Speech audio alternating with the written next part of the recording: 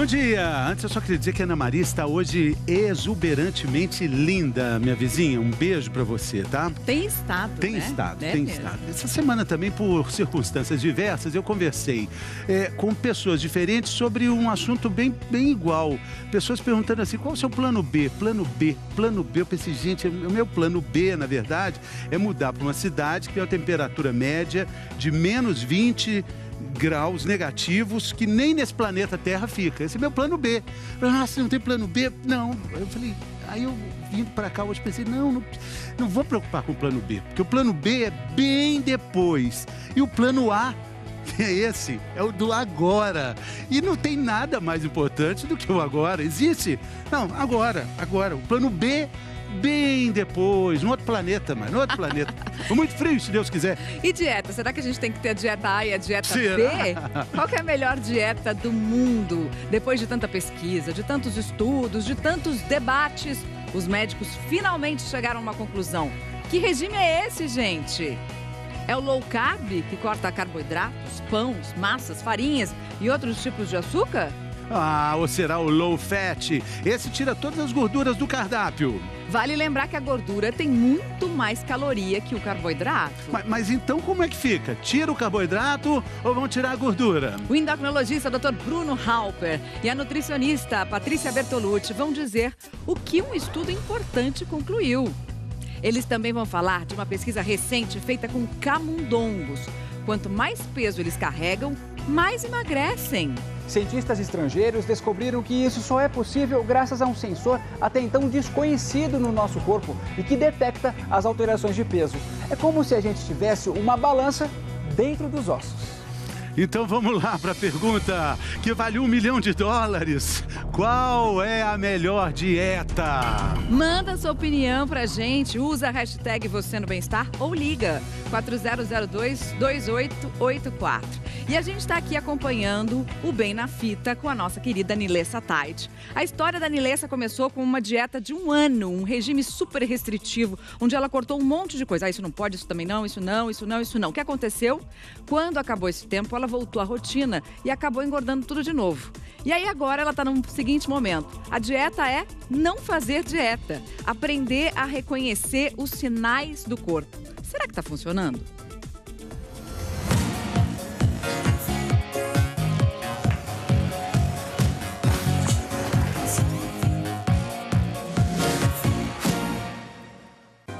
A vida anda boa demais. Depois que aprendi a não fazer dieta, sou outra mulher. A tal imposição de não comer isso ou aquilo realmente me deixava ansiosa. Eu lembro sempre da frase da nutricionista. Essa coisa de proibição, de fato, faz com que o nosso cérebro crie pensamentos quase obsessivos em relação a essas restrições. Antes, a comida me dominava, tava sempre dizendo não pra tudo. Já mostrei aqui, lembra? Eu não quero, obrigada. No começo do ano, então, eu decidi me tornar livre e libertar as comidas também. Foi uma orientação da nutricionista, parar com tanta proibição. Mas confesso que nas primeiras semanas eu escorreguei um pouco. Terceira vez seguida. Na semana, eu sei que isso não é legal. Mas eu fiquei muito tempo sem tomar sorvete. E agora eu quero tomar tudo de uma vez.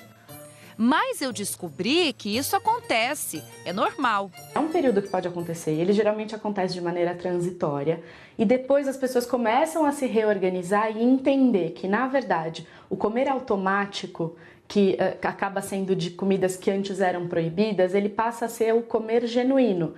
Então acontece com menos frequência e acontece de maneira mais verdadeira. E aí a gente vai aprendendo a dosar e entende o que é uma vontade passageira ou então uma vontade verdadeira e programada.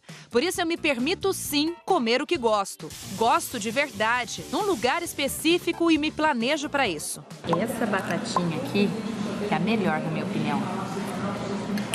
Uma vez por semana tem nesse restaurante e eu não venho toda semana aqui. Hoje eu me planejei para comer essa batatinha.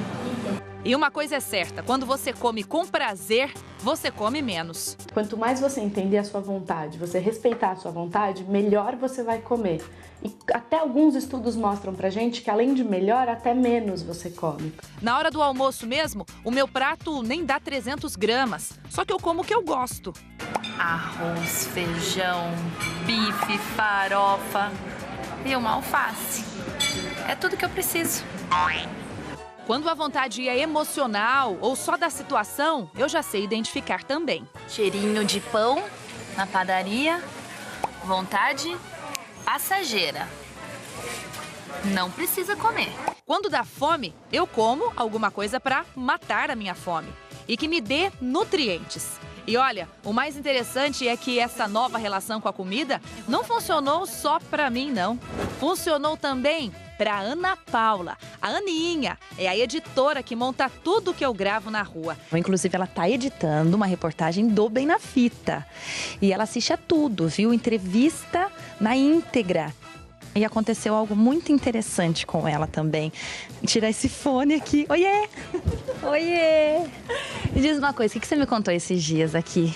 A minha calça que não servia há um ano voltou a servir. Perdi quase 3 quilos. Aprendi que eu tenho que comer aquele pouco para ser feliz. Então não adianta me restringir e ter exceções, sendo que eu posso ser feliz com a comida que eu como todo dia. Pão francês era uma coisa que eu não comia. Agora? Agora eu como todo dia um pãozinho e meio e tô sendo muito mais feliz. Quando a gente deixa de fazer restrição alimentar, o nosso cérebro entende que ele não está mais sob estresse. E aí a gente tem alguma diminuição de hormônios do estresse. Por exemplo, o cortisol. Então, o nosso corpo também fica um pouco mais relaxado em relação à alimentação. E, além disso, no período de restrição, existe uma diminuição do que a gente chama de metabolismo de repouso, ou metabolismo basal, que é a quantidade de energia que o nosso corpo precisa para se manter vivo. Então, quando a gente reorganiza esse metabolismo e a gente diminui o estresse, a gente tende a emagrecer sem a dieta. Eu também senti o meu corpo mudar, o meu humor, principalmente. Eu tô gostando mais das minhas formas. Até tô fazendo atividade física. E olha, não foi fácil. O ano passado inteirinho, eu tentei me encontrar na vida. Experimentei exatamente 12 esportes. Até conhecer o Muay Thai. E agora vem a pergunta, né? Essa nova relação com a comida, mais a atividade física, o que você acha que deu? O resultado eu conto pra vocês no próximo episódio do Bem na Fita, aqui no Bem-Estar.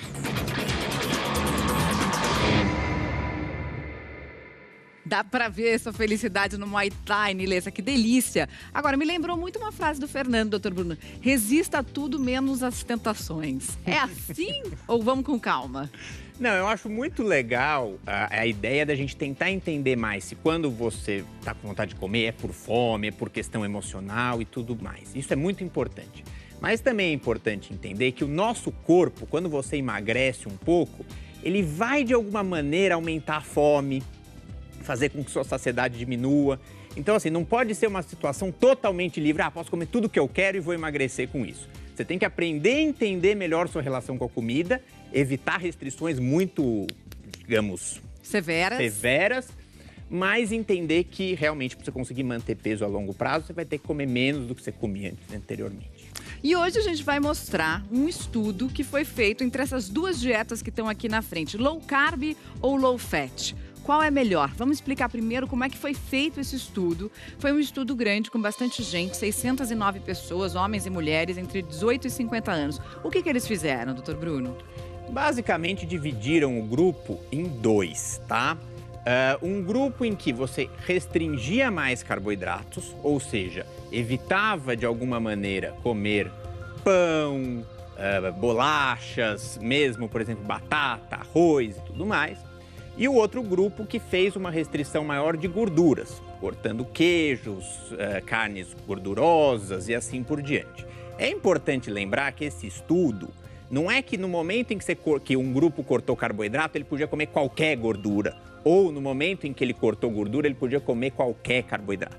Foi um estudo em que incentivou para os dois grupos alimentar comidas feitas em casa, comidas de verdade, que as pessoas cozinhassem mais, que evitassem alguns alimentos muito industrializados. Por exemplo, mesmo o grupo que era para restringir gordura, deixava de comer bolachas e coisas Quer do dizer, era gênero. para manter uma alimentação saudável, Uma alimentação saudável, mas tinha, lógico, uma restrição de um ou outro alimento para você conseguir fazer a pesquisa. Mas eu digo isso porque às vezes as pessoas pensam, uma dieta sem gordura, então eu posso comer quanto carboidrato eu quiser. E eles Não comiam é bem assim. basicamente a mesma quantidade de calorias? Nesse estudo, eles não quantificaram calorias. E isso é interessante, porque, na verdade, foi até um pouco parecido com a matéria que a gente estava vendo anterior, que assim, dentro deste grupo de alimentos que são saudáveis e gostosos, você pode comer de acordo com a sua saciedade. Mas as calorias são diferentes, né? São diferentes, porque a gordura, ela traz mais calorias. Um grama de gordura tem 9 calorias, enquanto que 1 grama de carboidrato tem 4 calorias. Nessa questão dos carboidratos aqui, a gente tem uma mesa com possibilidades e a gente vai falar dessa dieta aqui, Patrícia.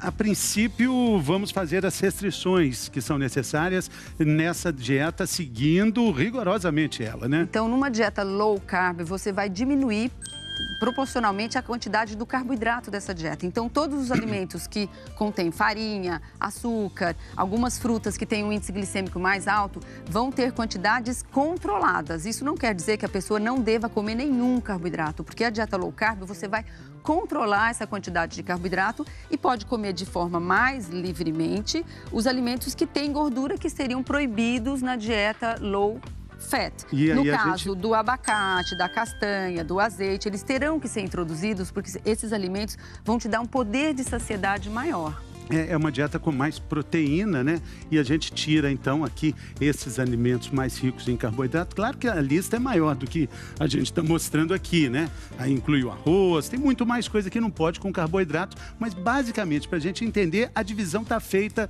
dessa forma aqui, né, A divisão está feita, esses alimentos em quantidades menores, moderadas, e esses alimentos você pode comer uma quantidade maior, até para compor essas calorias que não foram reduzidas, mas que precisam abastecer o organismo com energia. Pois é, a gente está vendo aqui que ficou de fora a banana, a uva, a manga, porque de alguma forma tem um tipo de açúcar, tem carboidrato. Vamos ver aqui, Patrícia, o que a gente perde no organismo quando a gente tira o carboidrato. Temos aqui o carboidrato num regime radical, numa dieta low carb, né? Certo, você vai ter uma quantidade de alimento muito menor, porque o poder de saciedade com uma dieta alta em carboidrato é pelo volume do alimento e por causa das fibras que a gente tem presente no carboidrato. Então, quando você tira esse carboidrato, você tira volume, você tira fibra e você também tira vitaminas e sais minerais. Então, além das vitaminas e sais minerais, também perdemos fibras. Perdemos fibras. Agora, doutor, reduzido. Desculpa, Patrícia, não ouvi que você estava falando ainda, desculpa. Agora, o que a gente percebe, né, doutor Bruno, é que tirando o carboidrato, muita gente realmente emagrece. Vamos entender o que acontece aqui quando a gente corta o carboidrato, por que muitas vezes as pessoas emagrecem rapidamente? Bom, quando você diminui muito os níveis de carboidrato, você vê que a insulina, que é um hormônio do corpo, e a glicemia diminuem muito rapidamente. E aí o corpo não consegue usar a glicose, né, que é o açúcar que fica circulando no sangue, e começa a buscar outras fontes de energia. Ele corta a gordura do nosso organismo e começa a usar a gordura como fonte de energia para o cérebro. E quando você usa gordura, o cérebro fica saciado mais cedo. Vamos dizer, ele aceita melhor que você não está comendo carboidrato e fica bem e saciado. Diminui então é uma dieta... a sua fome ao longo do dia. Mas com o passar do tempo que a gente viu aqui, isso não é muito sustentável, né? O problema é que se você faz uma dieta muito restritiva em carboidratos, o que acontece com o tempo é que você volta a comê-los uma hora ou outra e você volta a engordar. Porque é bom, porque é gostoso. Agora, tem algumas pessoas que conseguem viver bem com pouco carboidrato, né? Que gostam mais de comer proteína. Para elas, é mais sustentável no longo prazo e por dar saciedade pode ser uma maneira interessante de perder peso.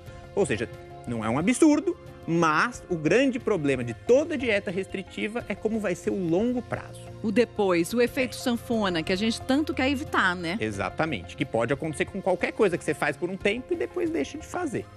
Hoje a gente está tentando descobrir qual é a melhor dieta e a gente está recebendo vários comentários pela internet. Vamos ver aqui a Isabela. Sigo low carb como estilo de vida há 6 meses. Perdi quase 20 quilos. O importante é ter consciência alimentar. Isabela falou uma coisa muito importante. Consciência alimentar. Prestar atenção. A gente presta atenção no cabelo, na roupa, no caminho, né? E uma característica importante das duas dietas foi que as duas mantiveram uma oferta de alimentos com uma alta densidade nutricional. nutricional. Então, aumentou a oferta de nutrientes com a presença de vegetais, de grãos integrais, de algumas frutas. Então, isso também aumenta a oferta de nutrientes e faz com que seu metabolismo funcione bem e responda bem a qualquer uma dessas restrições.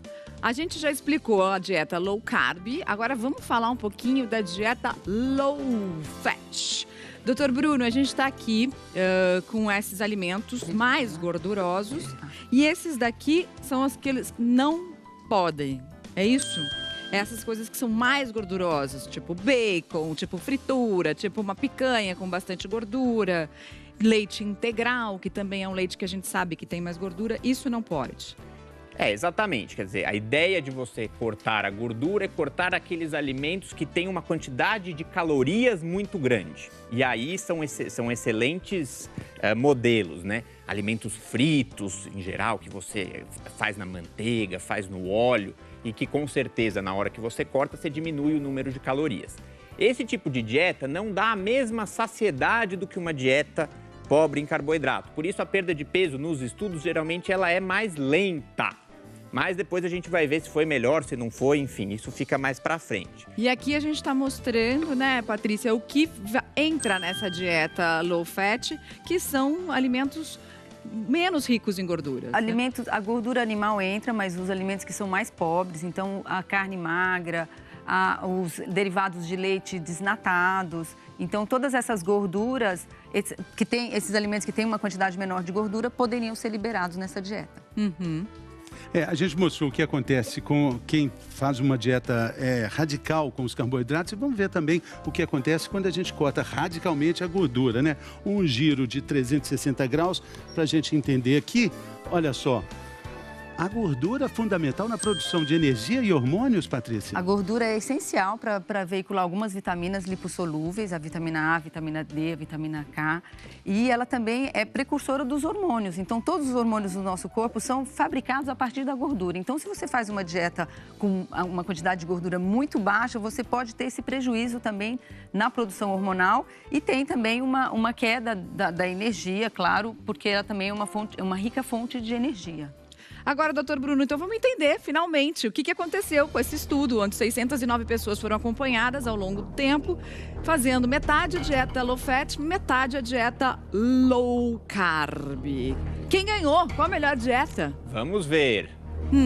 Na verdade, o que a gente vê é que o resultado foi exatamente igual. O que isso quer dizer?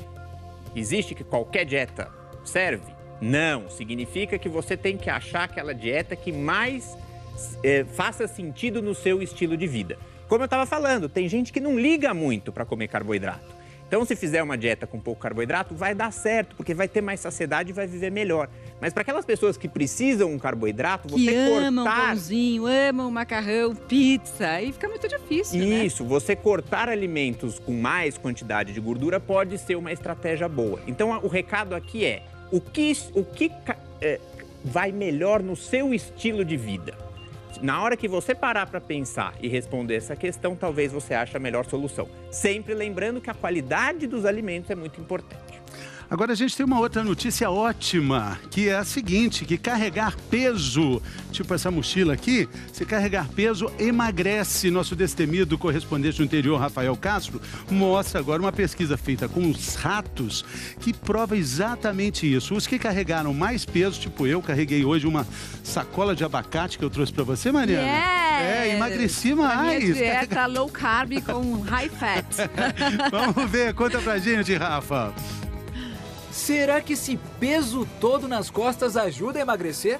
Cara, eu acho que é verdade, porque eu não engordo de jeito nenhum e peso é todo dia, toda hora quase. Vai ter que carregar muito peso para perder uns quilinhos ou não? Vixe, vou ter que carregar um pouco mais, né? Pra ver se dá uma emagrecida. Parece brincadeira, né? Mas é ciência mesmo. Quando a gente carrega um peso, como a câmera do nosso repórter cinematográfico aí, ó, ou então uma mochila, o cérebro pode entender que estamos mais gordos. Cientistas estrangeiros descobriram que isso só é possível graças a um sensor até então desconhecido no nosso corpo e que detecta as alterações de peso. É como se a gente tivesse uma balança dentro dos ossos. Os testes foram feitos em ratos, divididos em 2 grupos. No primeiro, os pesquisadores implantaram cápsulas com um peso 15% maior do que o corpo dos animais. No segundo grupo, os ratos receberam cápsulas vazias. 14 dias depois, surpresa! Os ratos que ficaram 15% mais pesados por causa das cápsulas emagreceram.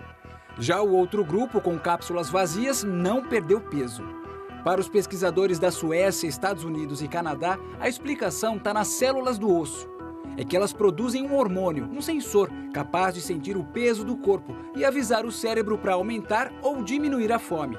Até então, os médicos conheciam outros 2 sensores que regulam o peso.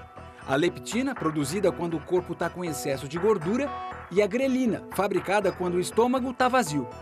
Para este professor da Universidade Federal de São Carlos, o próximo passo é entender melhor o novo sensor. Se a gente descobrir que sensor é esse, que entre o cérebro e o osso que faz essa comunicação, talvez a gente consiga fazer medicamentos que interfiram nesse sensor, né? No sentido de aumentar ou reduzir o apetite das pessoas e, no caso da redução do apetite, ajudar no tratamento da obesidade. Além de ajudar a desenvolver um outro remédio, essa descoberta é uma comprovação a mais de como o sedentarismo leva à obesidade.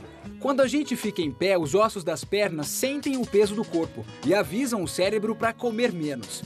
Já quando estamos sentados, os ossos não sentem a mesma carga e aí deixam de alertar o cérebro. Ah, mas atenção!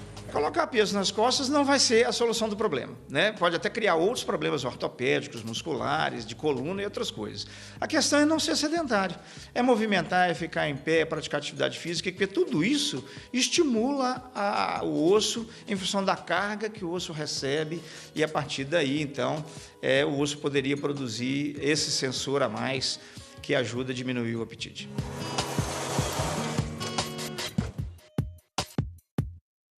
Ah, bom.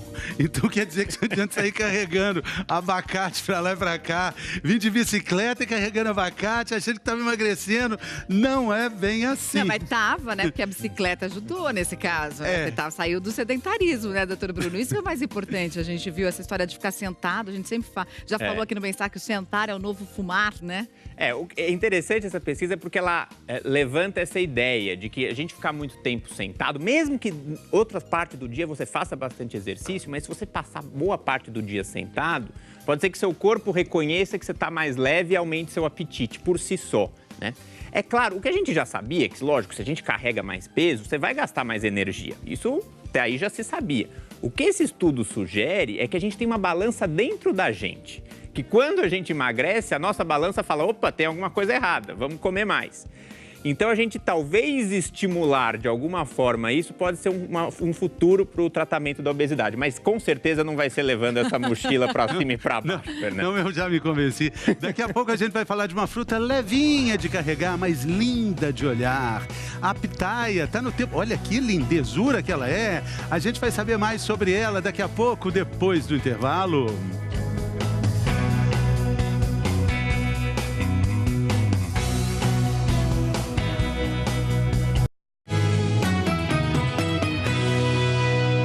Bem-vindo de volta à hora do G1 em 1 minuto.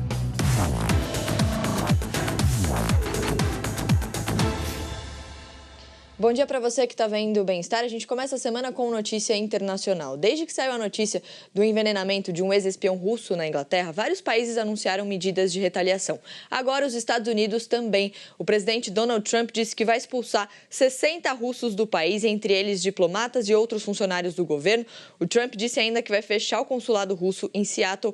A gente está de olho em novas informações. No Rio de Janeiro, mais violência. No fim de semana, teve operação na Rocinha, 8 pessoas morreram. Hoje, uma nova operação lá do BOPE, mais uma pessoa morreu. Agora, olha só as imagens que o Globocop fez hoje na zona oeste da cidade, uma região de guerra entre traficantes e milicianos. Alguns criminosos foram para o meio da rua com arma na mão, os outros fogem de carro. A polícia disse que sabe do problema ali e disse que uma equipe do BOPE foi para lá.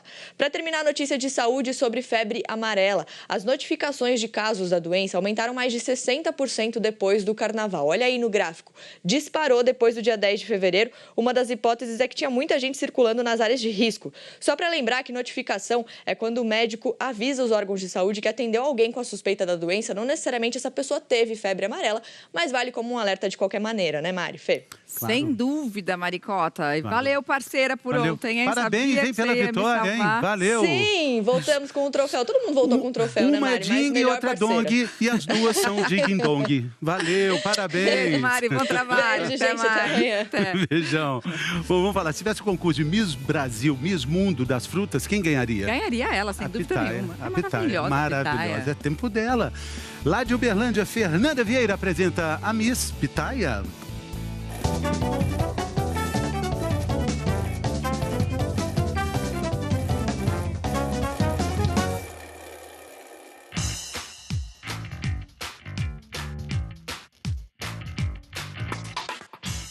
O fruto que já chama a atenção por fora, dá show mesmo é por dentro. A pitaia é nativa de regiões da América Central e México, mas vem ganhando cada vez mais espaço por aqui. O Brasil tem 3 variedades da fruta. A amarela, que é branca por dentro, a vermelha, que é rosa avermelhada por dentro e por fora, e a pitaia branca, que tem casca rosa e é branca por dentro. Ela é conhecida como a fruta do dragão. Essa aqui que está na minha mão tem mais ou menos o tamanho de uma bola de tênis. Mas a pitaia não é muito conhecida. Tem gente que nem sabe que ela é fruta. Pitaia? É um cacto? É. Bem certo que seja mesmo um cacto. Pitaia. Nunca ouvi falar. Então, por isso, nós viemos aqui a essa praça no centro de Uberlândia e convidamos a nutricionista Alessandra Carneiro, porque as pessoas não querem apenas conhecer, mas querem saber quais propriedades a pitaia tem. Gostaria de provar a vermelha, um pouquinho só. Qual que é a opinião sobre a pitaia?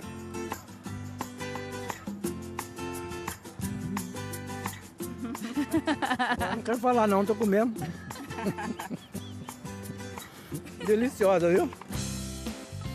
Cada 100 gramas de pitaia tem 52 calorias, quase nada de gorduras totais, carboidratos, proteína, fibras, vitamina C, cálcio, ferro e fósforo.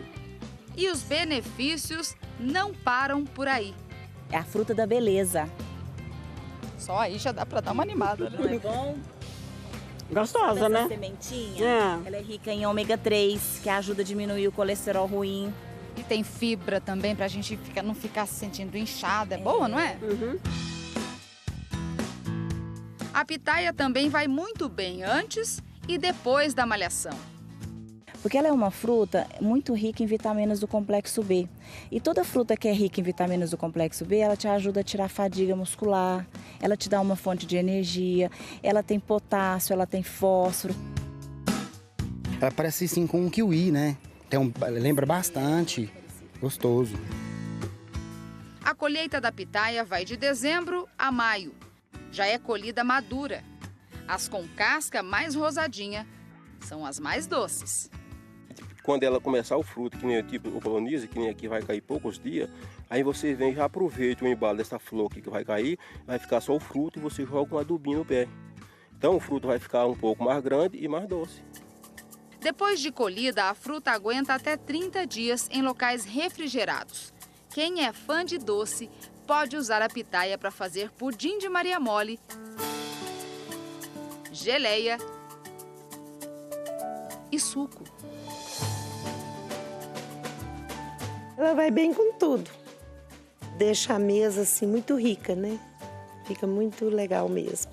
A gente come até com os olhos.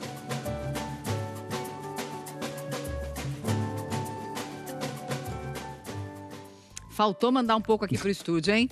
Vamos ver um comentário que chegou na nossa tela interativa. Cláudia, o problema não é fazer low carb, mas sim no carb. Não comer carboidrato de jeito nenhum. Tem muita gente fazendo isso. E aí fica realmente insustentável, né, doutor Bruno? Exatamente, eu acho que o comentário é perfeito. Tudo que é restritivo demais, no longo prazo não funciona. A vida é gostosa, é legal sair, é legal sair um pouquinho da dieta, comer uma coisa diferente. Quando você faz tudo daquele jeito, sem nenhuma folga, a vida fica chata. chata mesmo. Por isso, a mensagem final do nosso programa hoje é: a melhor dieta do mundo, qual é?